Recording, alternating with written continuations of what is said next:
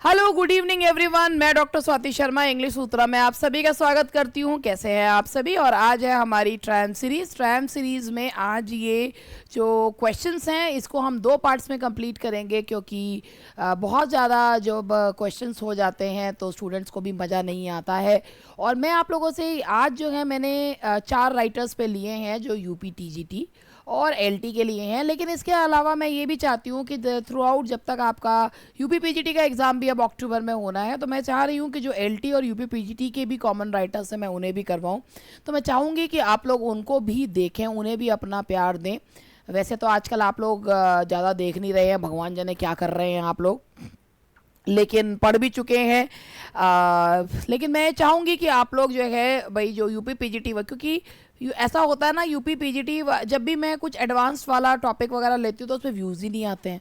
तो इसीलिए मैं आपसे चाहूँगी कि भाई ये तो चल ही रहा है, जो टीजीटी और एलटी के कॉमन है यूपी के, अब मैं यूपी पीजीटी के भी, जैसे आज मैंने वॉल्ट विटमैन और कमला दास निसिम स्किल के क्वेश्चंस निकाले थे और रॉबर्ट फ्रॉस्ट के।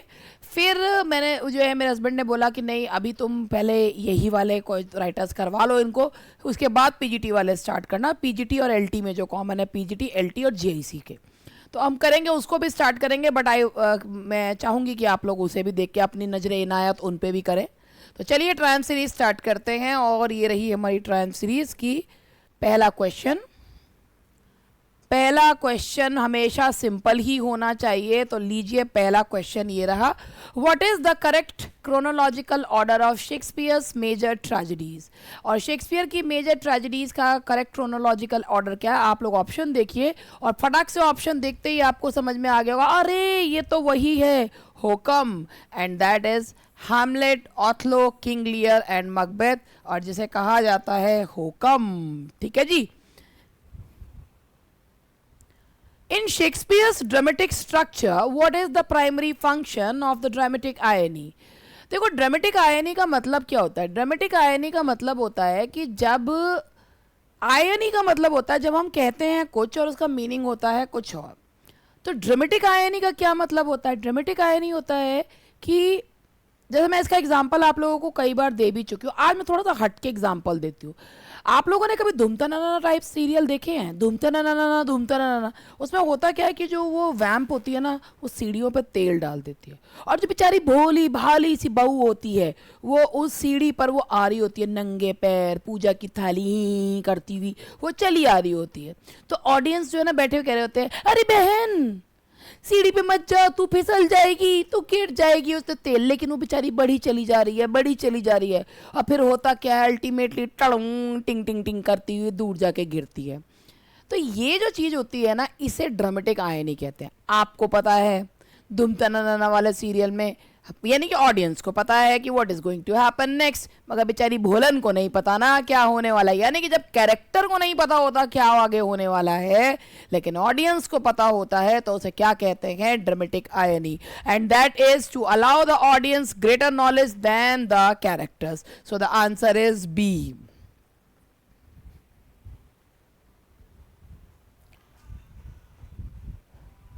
Which of the following themes is not prominently explored in Shakespeare's works according to contemporary scholarship?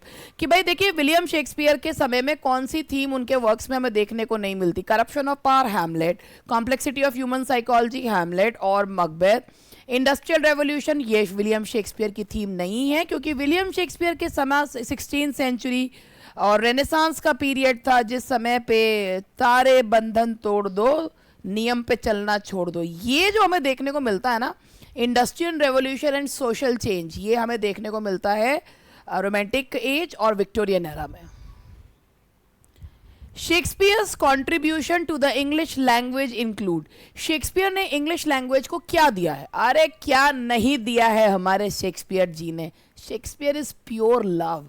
तो उन्होंने दिए हैं भैया, उन्होंने बहुत सारे वर्ड्स दिए हैं, numerous expression still in use today. ढेर सारे वर्ड्स उन्होंने दिए हैं इंग्लिश लैंग्वेज को। In Shakespeare's tragedy, what typically serves as the catalyst for the protagonist's downfall? Basically, जब शेक्सपियर के जो प्रोटैगनिस्ट होते हैं उनके अंदर ऐसी क्या उनकी बाय डिफ़ॉल्ट उनके अंदर ऐसे क्या वो चीज़ होती है जिस वजह से उनका डाउनफॉल होता है, और वो होता है उनका हमर्शिया, कैरेक्टर फ्लॉ या ह्यूब्रिस किसे कह सकते हैं, यानी कि उनके अंदर कोई ना कोई एक कमी होती है, जैसे कि आप मकबेथ है, वॉल्टिंग एम्बिशन है, और हैमलेट है, नोबल इन एक्शन है, और इसके अलावा जो रोमियो एंड जूलियट है वो ट्रेजेडी ऑफ सर्कमस्टांसेस है, और जितने भी आप कैरेक्टर्स देखोगे, ऑथलो है तो वो गलिबल है, तो इसीलिए उन्हीं अगर वो कैरेक्टर के अंदर वो कमी ना हो तो he won't miss the mark, वो गलती करेंगे ही नहीं और उनका डाउनफॉल होगा ही नहीं, तो वो ट्रेजेडी हो ही नहीं पाएगी। The famous speech friends Roman countryman lend me your ears appear, एक तो सबसे बड़ी बात ये जो स्पीच है ना, ये आयनी का बहुत बढ़िया एग्जाम्पल है, और ये विलियम शेक्सपियर के रोमन प्ले की स्पीच है। और अब आप सब समझ गए होंगे, Julius Caesar, friends Romans and countryman lend me your ears, जो कहते हैं कि अरे फ्रेंड्स रोमन्स एंड कंट्रीमैन, आज मैं आया हूँ मैं सीजर की बड़ाई करने के लिए नहीं आया हूँ। Shakespeare's use of blank words is characterized by, blank words का क्या मतलब होता है? ब्लैंक वर्ड्स का मतलब होता है, क्या राइमिंग कपलेट्स होते हैं, क्या iambic pentameter without consistent rhyme, free words या अलेक्जेंड्रियन। देखिए, ब्लैंक वर्ड्स का मतलब होता है आयम्बिक पेंटामीटर तो आपको मिलेगा लेकिन उसमें कोई राइम स्कीम नहीं होगी। आयम्बिक पेंटामीटर पहले आवाज गिरी फिर आवाज, यानी कि पहला अनस्ट्रेस फिर स्ट्रेस, इसे जो है वो हम एक और मीटर भी कहते हैं, इसे हम राइजिंग मीटर कहते हैं। राइजिंग मीटर जो है इसे कहा जाता है, और इसके साथ ही यहाँ पर आयम्बिक पेंटामीटर में जब राइम स्कीम नहीं होती है, A B B C B C, तो उसको बोलते हैं ब्लैंक वर्ड्स। ब्लैंक वर्ड्स में और फ्री वर्ड्स में अंतर यह है कि फ्री वर्ड्स में ना कोई मीटर होता है और ना राइम होती है, इसे वर्स लिब्रे कहा जाता है। Which element distinguishes Shakespearean sonnet from other sonnet form?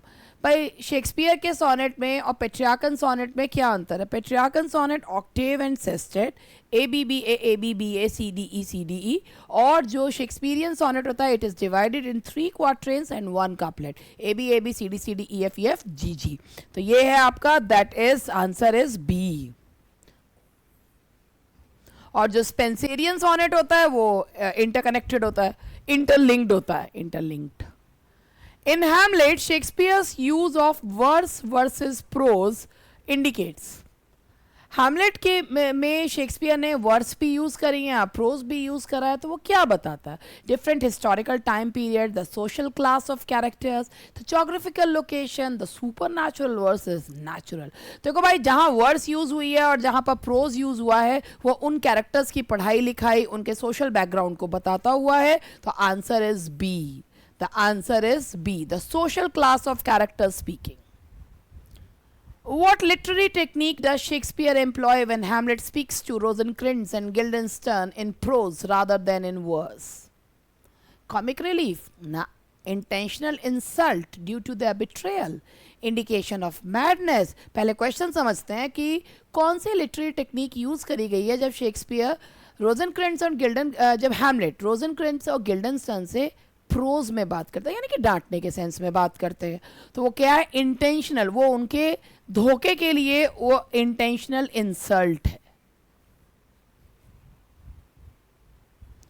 Shakespeare's concept of the 5-act play structure influenced only Elizabethan drama, modern television writing, many subsequent dramatic works, religious morality plays exclusively. तो बताओ किसे करा है? Shakespeare का जो 5-act play structure है उसने किसको जो है वो करा है, इन्फ्लुएंस किसको करा है? And that is many subsequent dramatic, उसके बाद के जितने भी ड्रामेटिक वर्क्स आए हैं उनको करा है। 5-act प्लेस का स्ट्रक्चर जो है वो उनका दिया हुआ है। ठीक है जी।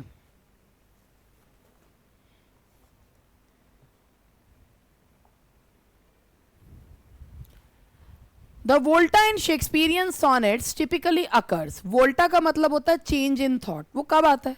At the beginning of the poem, अरे भैया जब पोएम शुरुआत हुई है तभी वोल्टा आ गया, तब तो क्या मतलब है? Between the second and third quatrain the final couplet after every four, नहीं, ये होता है सेकेंड और थर्ड क्वार्टरेन के बीच में। वोल्टा जो आता है सेकेंड और थर्ड, आप सोनेट 138 या सोनेट 29 जो इसमें एलटी में दिया हुआ है वो पढ़ के देखिएगा, आपको पता चलेगा। Now the next question is Shakespeare's exploration of the struggle between good and evil is most prominently featured in, जो वो कहते हैं ना अच्छे और बुरे के बीच में जो संघर्ष चलता है वो शेक्सपियर के आपको कौन से उसमें देखने को मिलता है? कॉमेडीज में, हिस्टोरिकल प्लेस, ट्रेजेडीज और प्रॉब्लम प्लेस। शेक्सपियर के कुछ प्लेस पे प्रॉब्लम प्लेस का ठप्पा लगाया because they pose problem but they didn't offer any sort of solution, क्योंकि ये ऐसा सॉल्यूशन होता भी नहीं है ना, तो इसीलिए उनकी ट्रेजेडीज और प्रॉब्लम प्लेस में हमें एक संघर्ष दिखता है अच्छे और बुरे के बीच में। Which statement best describe Shakespeare's approach to character development? पढ़ो भाई। Characters remain static. Nah, he created nuanced characters with authentic imperfections. All characters represent allegorical figures. Character development follows strict classical models. ये तो हो ही नहीं सकता क्योंकि William Shakespeare ने जितनी भी यूनिटीज़ हैं उनको वायलेट करा है। शेक्सपियर के कैरेक्टर्स परफेक्ट कैरेक्टर्स होते हैं। Whenever we जब भी हम we go through the characters of Shakespeare, we fall in love with the characters of Shakespeare and we do not find the personality of Shakespeare reflect in any of his characters. लेकिन उनके characters जो होते हैं ना perfect होते हैं, मगर उसमें सिर्फ एक फ्लॉ होता है जिसकी वजह से उनका डाउनफॉल होता है। इससे अच्छा तो तुम्हें नहीं लगता कि फ्लॉड कैरेक्टर होना चाहिए? मतलब ढेर बुराइयाँ हो एक अच्छाई हो तो कम से कम लोग उस चीज़ के लिए याद रख लेंगे। क्या फ़ायदा है बहुत बढ़िया हो एक कमी हो उस वजह से लोग तुम्हारा डाउनफॉल जो है तुम्हारा हो जाए? मुझे नहीं लगता है। इसीलिए खैर मुझे क्या लगता है उससे क्या लेना देना है। शेक्सपियर जी के कैरेक्टर्स की हम बात कर रहे थे, मैं ज़रा भटक गई। ही क्रिएटेड नुआंस्ड कैरेक्टर, उन्होंने ना बड़े नपे तुले कैरेक्टर्स बनाए हैं, बहुत ही बिल्कुल ह्यूमन इमोशंस ह्यूमन फीलिंग्स को दिखाते। तो उनके अंदर एक ही कमी होती है और उन्हीं कमियों की वजह से उनका जो है वो डाउनफॉल होता है। होता ही यही है, जो परफेक्ट व्यक्ति होता है ना वो केवल एक इम्परफेक्शन की वजह से ही मारा जाता है। Shakespeare's influence on literature includes establish the rules of dramatic unity, nah. Creating the first English epic poem, अरे नहीं, demonstrating how stories can explore moral issues and human nature, introducing the novel form to, nah. भाई देखो English literature में ये है, उन्होंने बताया कि कैसे आज भी हम शेक्सपियर के प्लेस पढ़ते हैं तो ये देखते हैं 16th सेंचुरी के वर्क आज भी ह्यूमन साइकोलॉजी को रिप्रेजेंट करते हैं। आज भी वो उतने ही सच हैं जितने वो आज से इतने साल पहले थे। तो चलो भाई अभी मैंने ब्रेक लिया है भी थोड़ा सा, अब मैं आप लोगों को कुछ चीज़ बताना चाहूँगी। सबसे पहले मैं आप लोगों को एक चीज़ ये दिखाना चाहूँगी कि भाई मेरी जो एलटी की क्लासेस चल रही हैं, पहले मुझे आज ये दिखाना है कि कितनी क्लासेस हो गई हैं कितनी नहीं। तो जो लोग जो हैं मैं आपको बताऊँ, देखिए जो मेरा एलटी के बैचेज हैं वही मेरा एक बैच जो है वो 8500 का है जिसमें नोट्स हार्ड कॉपी फॉर्म में है। एक बैच 5500 का है जिसमें नोट्स जो हैं पीडीएफ में, सारी किताबें वगैरह सब उसमें पीडीएफ फॉर्म में डल गई हैं। ऐसा नहीं है रोज़ की रोज़ तुम पीडीएफ निकलवाने जा रहे हो, ठीक है। अब आप ये देखो, ये लाइव क्लास रिकॉर्डिंग्स हैं, अगर आपको दिख रहा हो 43 वीडियोज इसमें हो चुके हैं और 43 वीडियोस हैं इसमें, यानी कि इसमें मैंने जो है ये लिटरेचर और ग्रामर के मिक्स करके हैं।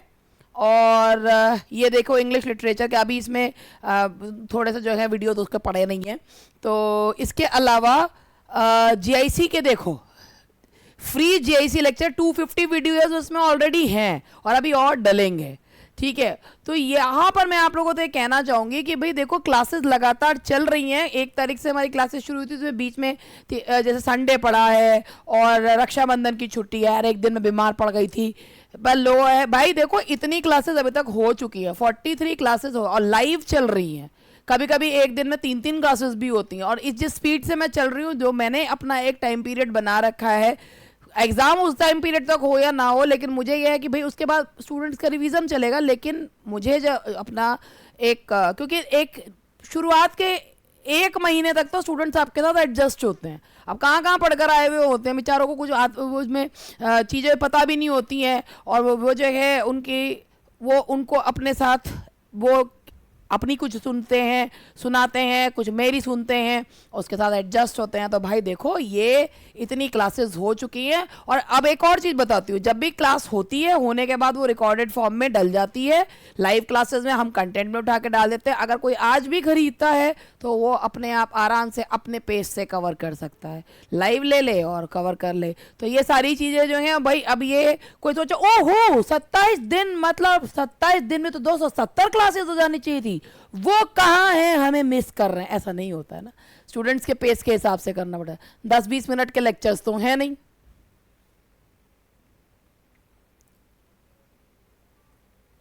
और जो पढ़ाती हूँ सॉलिड पढ़ाती हूँ स्टूडेंट्स के, जो है ना भाई, एक बार देखो, 2 बार देखो, 3 बार देखो, जो है आप बिल्कुल जो है डाउनलोड करके देखो। और डाउनलोड करके देखने के बाद आप लोगों को जो है उसमें जब तक समझ में ना आए तब तक देखो, और जब भी नहीं आया तो यू कैन आस्क। और DSSS में प्रूव हो ही गया है वो चीज़ कि भाई जो हम पढ़ाते हैं। अब एक आपको एक चीज़ भी है भाई, देखो अब DSSS की जो लोग तैयारी कर रहे हैं ना, जो तुम्हारे पास मटेरियल वगैरह है, अब तुम मैराथन वगैरह में कर तो रहे हो, लेकिन एक चीज़ मैं DSSS वालों को भी सलाह देना चाहूँगी। वैसे तो मुझे लगता नहीं DSSS वाला कोई इस समय मुझे देख रहा होगा, लेकिन जो मेरे स्टूडेंट्स हैं जो DSSS में भी बैठेंगे, मैं एक सलाह ज़रूर देना चाहूँगी कि अगर कोई क्वेश्चन नहीं आता है तो don't waste your time on that question. आप लोग जो है क्वेश्चन करिए, नहीं आता है उस क्वेश्चन को छोड़िए और आगे बढ़िए, नहीं तो आप सेकंड पेपर तक पहुंच ही नहीं पाएंगे। तो वही वाली चीज़, और सेकंड पेपर में भी से कंप्लीट नहीं कर पाएंगे। तो बेसिकली बात ये है कि एक स्मार्ट टाइम मैनेजमेंट भी आप लोगों को आना चाहिए। टाइम मैनेज नहीं हो पाएगा तो भी आप नहीं कर पाएंगे। कई बार हमें चीज़ें बहुत अच्छे से आती हैं मगर हम टाइम मैनेज नहीं कर पाते। और एक चीज़ मैं आपको बता रही हूँ कि भटकने का कोई फ़ायदा नहीं है। सोचिए, समझिए और ये सोचिए कि आपको मंजिल तक कौन पहुंचा सकता है, क्या इस व्यक्ति पे विश्वास किया जा सकता है। खुद से क्वेश्चन पूछिए। हमारा जो अंतरात्मा है ना हमारी, वो हमारा सबसे अच्छा दोस्त होता है, हमारे सबसे सही जवाब देता है। हम उसकी आवाज़ को जब दबा देते हैं ना तो हम हमेशा घाटे में ही रहते हैं। तो इसीलिए जब भी आप तैयारी कर रहे हो, कुछ भी कर रहे हो, आप तैयारी खुद को धोखा देने के लिए मत करो। अपने आप ये सोचो कि नौकरी हमें अगर लेनी है तो क्या हम तैयार हैं। अब ये जो क्वेश्चंस हैं, आप ये बहुत सिंपल से क्वेश्चंस हैं, ठीक है, लेकिन ये करवाने का एक क्विक रिवीजन करवाने का। अब इसमें बिल्कुल ऐसे क्वेश्चन ऊट पटांग जिनका ना सिर ना पैर, वो क्वेश्चन करवाने शुरू कर दिए जाएं तो स्टूडेंट्स को लगा ओफो ये टीचर जो है बहुत हाई क्वालिटी के हैं क्योंकि इनके क्वेश्चंस हमें नहीं आते। तो भाई कोई फ़ायदा नहीं है, क्योंकि जो एग्ज़ाम का जो लेवल है वो भी देखना पड़ता है। 100 के 100 क्वेश्चन डिफिकल्ट लेवल के नहीं आते हैं। अब DSSS में भी जो आ रहे हैं डायरेक्ट क्वेश्चंस आ रहे हैं, मगर डायरेक्ट क्वेश्चन का जवाब देने के लिए भी आपको वो चीज़ पढ़ी हुई होनी चाहिए। सेम यही मैं UPTGT वगैरह के लिए कहती हूँ, अगर आपने पढ़ रखी हैं चीज़ें then only you will be able to answer the question. 21 का पेपर बहुत आसान था, लेकिन फिर भी क्या हुआ, लोग सिंपल क्वेश्चंस में अटक गए। Wordsworth poetry primarily deals with, अब बताओ वर्ड्सवर्थ की पोइट्री किसको नहीं पता, वर्ड्सवर्थ की पोइट्री किस चीज़ से डील करती है। अब यही क्वेश्चन को अगर घुमा के और उसमें कर दिया जाए, शशि थरूर वाली लैंग्वेज में पूछ लिया जाए, तो Wordsworth poetry primarily deals with क्या है, हम्बल एंड रस्टिक लाइफ। वो खुद ही कहते हैं poet is a man speaking to man. Tintin Abbey, Wordsworth traces the development of his relationship with nature through how many distinct phases। अब Tintern एबे आप सभी ने पढ़ रखी होगी, पढ़ी है टिंटन एबे, जिनमें उन्होंने अपने नेचर के प्रति प्यार के फेजेस जो हैं वो दिखाए हैं। 3 फेजेस दिखाए हैं और 4th फेज में उन्होंने जो है अपनी लेगेसी अपनी सिस्टर को ट्रांसफर कर दिया। तो 3 फेजेस हैं भाई, चाइल्डहुड है, यंग एज और अडल्टहुड है। 3 phases, childhood, youth and mature spirit understanding.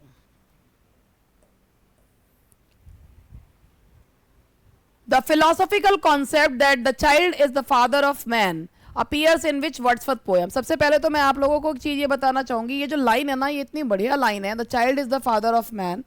इस बात का मीनिंग मैं आप लोगों को समझाऊँ क्या होता है कि जैसा आपका बचपन है, जो बचपन में आपको एक्सपीरियंस मिल रहे हैं, आपका जो अडल्टहुड है वो उन एक्सपीरियंस से शेप होगा। यानी कि जैसा बचपन आपने जिया है, आपका अडल्टहुड उस बचपन को रिफ्लेक्ट करेगा। यदि ट्रॉमेटाइज्ड बचपन है तो पर्सनैलिटी वैसी ही होगी, अगर खुश बचपन है तो पर्सनैलिटी बड़े होकर वैसी ही होगी। तो child is the father of man, ये पैराडॉक्स है और ये किस में आता है, my heart leaps up when I behold. My heart leaps up when I behold. तो मैं आप लोगों को एक चीज़ ये और कहना चाहूँगी कि भाई आप लोग जो हैं हमारे अगर आप इंग्लिश सूत्रा के बारे में अभी नहीं जानते हैं, मैं क्या पढ़ाती हूँ क्या करती हूँ, अगर नहीं जानते हैं तो इंग्लिश सूत्रा के ऐप को आप लोग प्ले स्टोर से डाउनलोड करें, नहीं तो गूगल पे englishsutra.com डाउनलोड करें और उसके बाद स्टोर में जाकर हमारे जो LT के बैचेस हैं, यानी कि 3 हैं हमारे with notes, hard copy notes, with PDF notes and only literature, that you can very well आप देख सकते हैं। और भी मैंने आपको दिखाया भी कितने लेक्चर हो गए हैं, कंटेंट में पड़े हुए हैं, क्लासेस रोज चलती है। कभी कभार कैसा हो जाता है कि लाइव से उठा के कंटेंट में नहीं डाला जाता है। Wordsworth's approach to poetic language as outlined in the preface to lyrical ballads advocated for। बताओ वर्ड्सवर्थ की अप्रोच पोइटिक लैंग्वेज की जो preface to lyrical ballad, preface to lyrical ballads को क्या माना जाता है? मैनिफेस्टो ऑफ रोमांटिक एज, कि भाई उन्होंने ये बताया था कि poet is a man speaking to man. तो वो क्या बताते हैं कि पोएम में ऐसी भाषा यूज़ की जानी चाहिए। और देखो टिंटन एबे की भाषा कैसी है, मिल्टॉनिक वर्जन जो है ऑफ वर्ड्सवर्थ है। पर अब टिंटन एबे को अगर कोई पढ़े तो लेमन के लिए समझना थोड़ा मुश्किल होता है, उसमें कुछ फ्रेजेस इस तरीके के हैं, बट फिर भी तो उनका जो है language spoken by common people.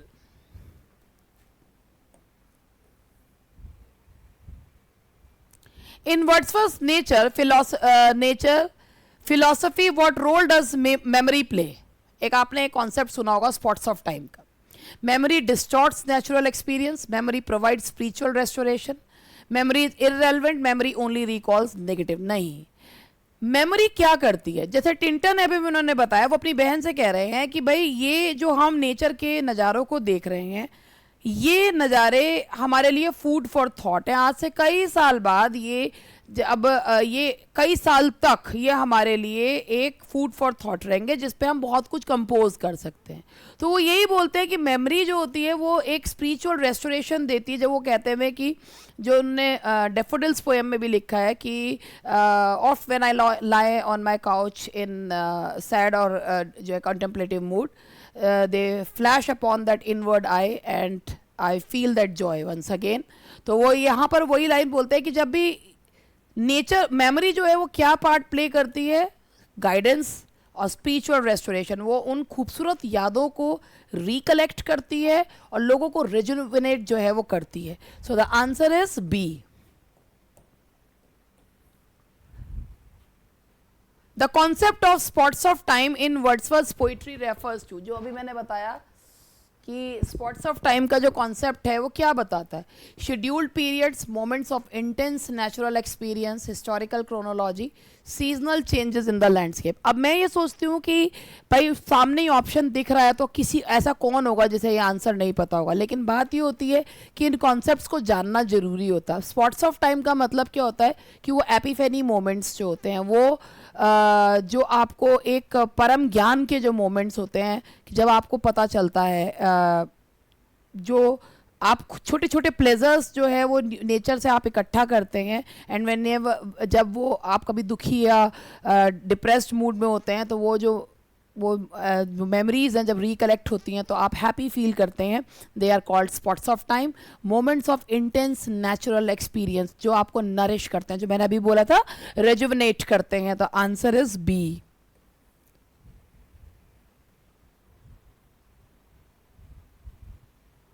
Wordsworth's treatment of nature differs from other romantic poets because he focuses on nature's violent and stormy aspect, emphasizes ordinary familiar moods of nature।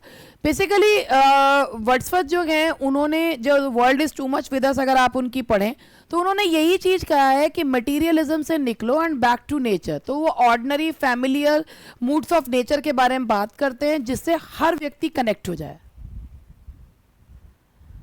The lyrical ballads collection co-authored with Coleridge is significant because established the Romantic movement, introduced French poetry focused exclusively on urban, rejected all previous poetic tradition। नहीं, उन्होंने romantic movement को की शुरुआत करी थी English poetry में। 1798 से lyrical ballad से शुरुआत मानी जाती है रोमांटिक मूवमेंट की। In Wordsworth's philosophy, what is the nature's primary role in human development? Providing economic resources, serving as moral teacher and spiritual guide. Wordsworth ने अपनी टिंटन एबे में भी ये कहा है कि नेचर एक डिवाइन बीइंग है और एक हमारी जो है वो स्पिरिचुअल गाइड है. इफ़ वी फॉलो नेचर तो हम कभी भी रास्ता नहीं भटकेंगे. Wordsworth concept of natural piety suggest कि जब वर्ड्सवर्थ जो है वो बोलते हैं, ये जो वर्ड नेचुरल पाइटी यूज़ करा है जिसके ऊपर विलियम ब्लेक को ऑब्जेक्शन भी था, तो ये क्या है, ये कॉन्सेप्ट है क्या? Farmer religious worship, deep reverence for nature from early childhood, rejection of all spiritual belief, scientific study. देखो भाई, ये नेचुरल पाइटी का मतलब है कि हर चीज़ में सुशीलता जिसे कहा जाता है. तो deep reverence from nature from early, कि बचपन से ही जब आप नेचर को बहुत ही ज़्यादा एक आदर की दृष्टि से देखो. और इस शब्द पर विलियम ब्लेक को बहुत ऑब्जेक्शन था. The theme of transcendence in Wordsworth's poetry involve rejecting physical reality, क्षणभंगुरता जो होती है, connecting metaphorically with people and nature beyond one self, और achieving social status elevation, travelling to foreign countries. तो आप लोगों को सामने ही जो है वो दिख भी रहा होगा. एक आप लोगों ने अगर सुन भी रखा हो तो एक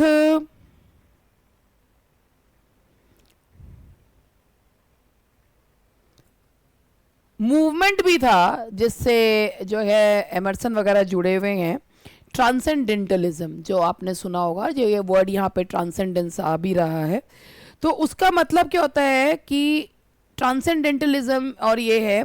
तो इसके बारे में थोड़ा सा मैं बता देती हूँ आपको कि यहाँ पर connection between human and nature, spiritual experiences के बारे में बात की जाती है.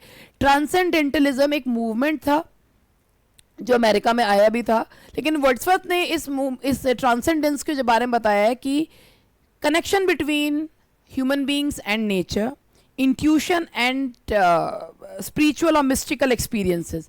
तो उसे connecting metaphorically with people and nature beyond one self. इसका यही मीनिंग है कि connection of human being with nature और मिस्टिकल एक्सपीरियंसेस और beyond materialism, and that is B.